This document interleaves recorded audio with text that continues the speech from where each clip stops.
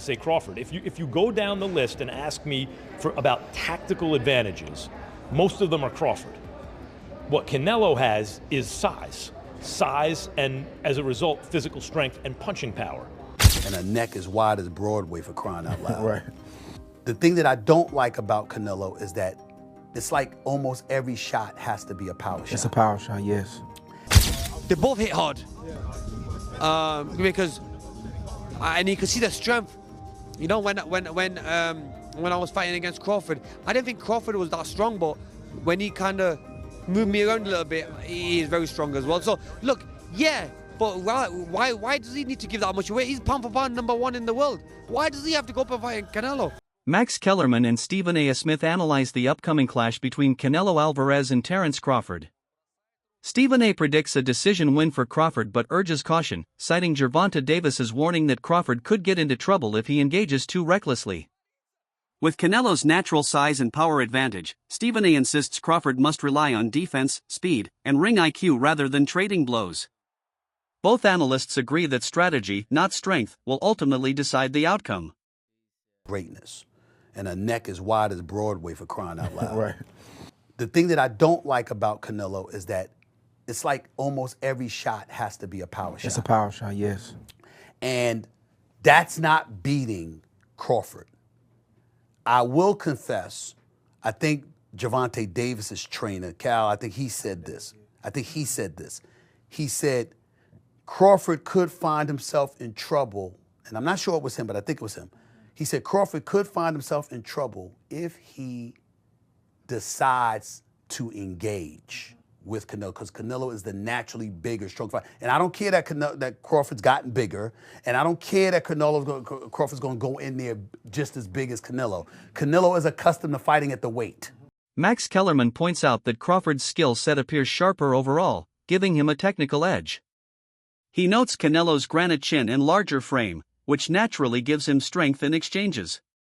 However, Kellerman also observes that Canelo's recent performances show signs of decline, lacking the dominance of his prime. This sets up the fight as a contrast, Crawford's timing and precision against Canelo's durability and size.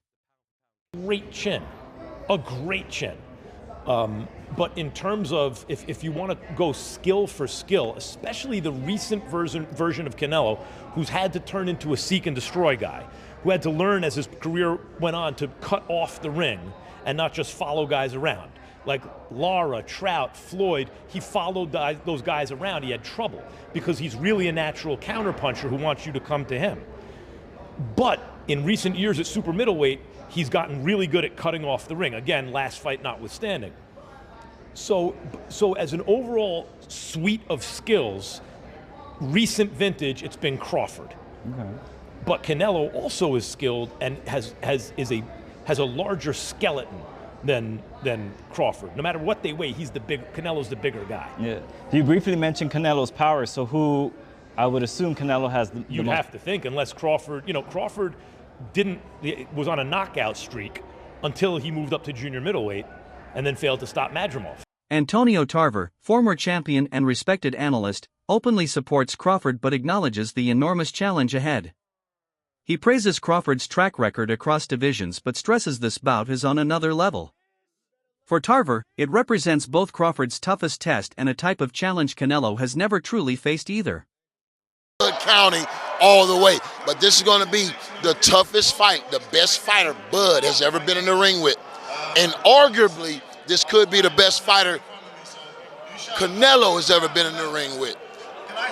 We'll find out which one is which on September 13th. Antonio, I appreciate your time. Safe travels back home. Man, I appreciate it. Thank you. Thank you, Antonio. Timothy Bradley Jr., known for his sharp boxing IQ, expects the opening round to be cautious and tactical.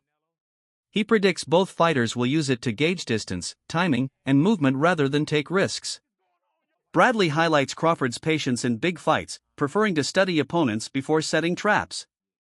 Similarly, Canelo has shown a tendency to ease into fights, making adjustments as rounds progress. Bradley suggests round 1 will be more of a chess match than a firefight.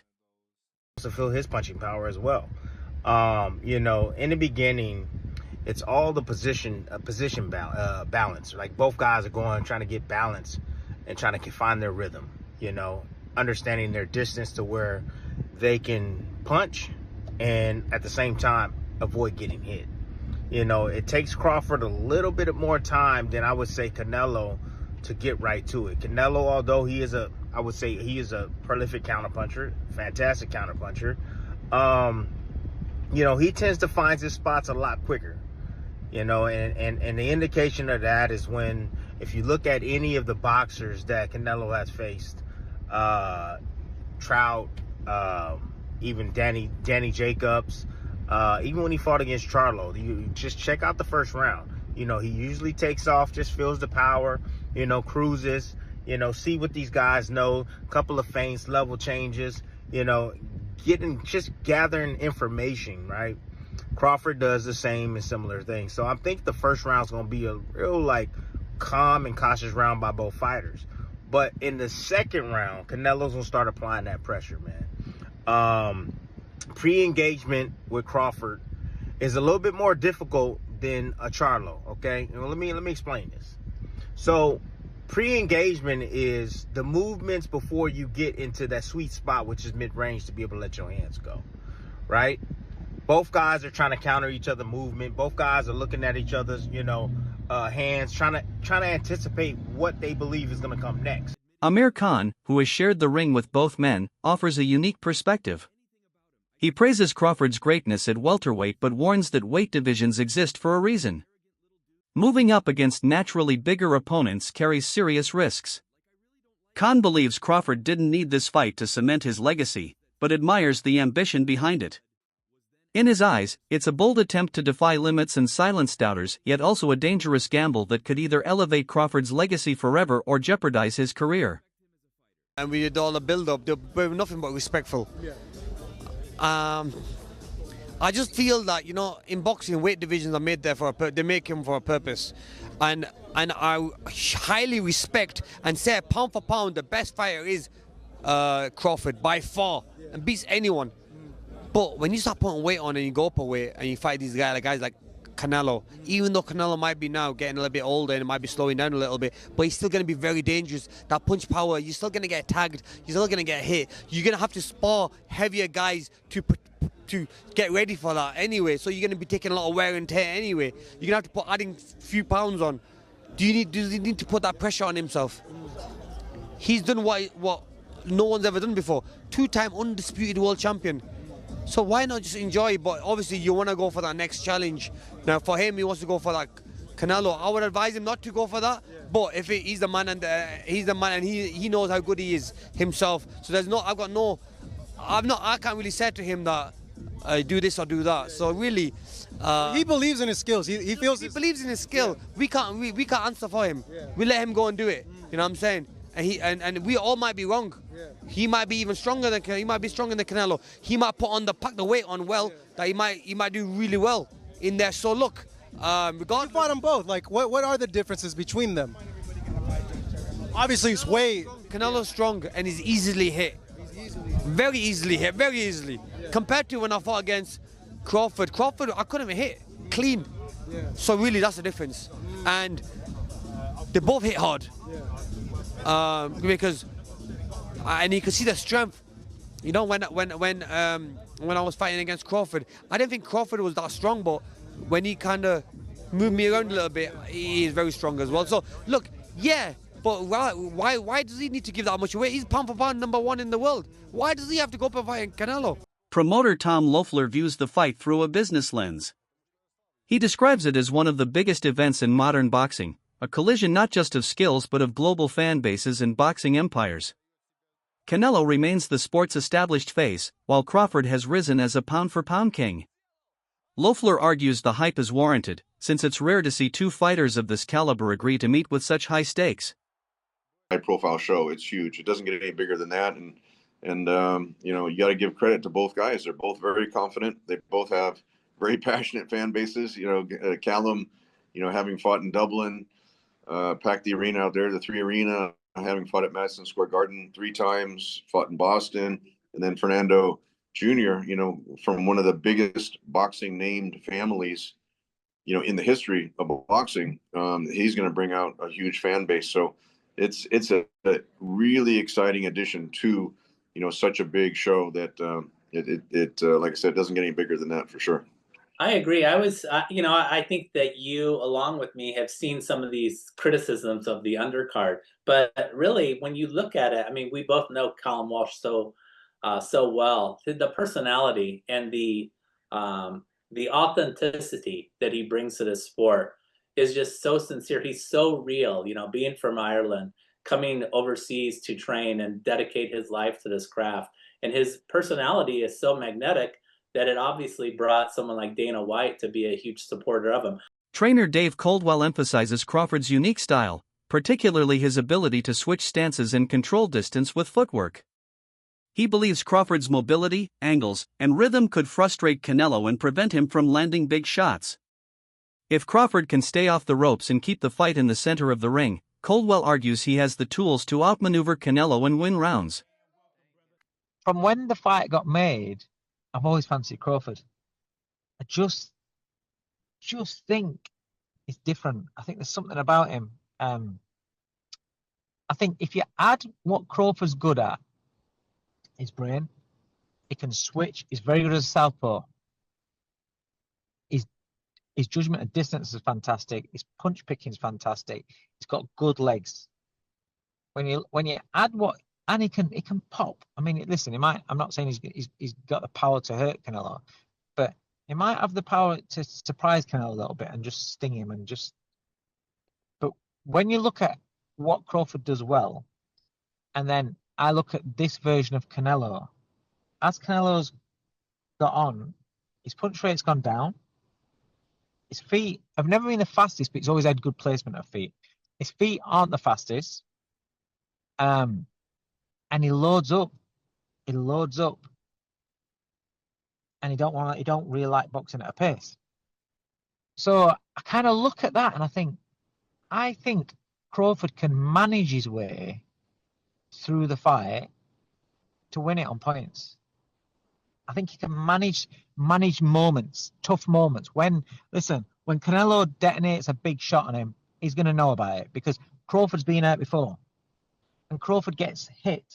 He does get hit. That's why he's exciting.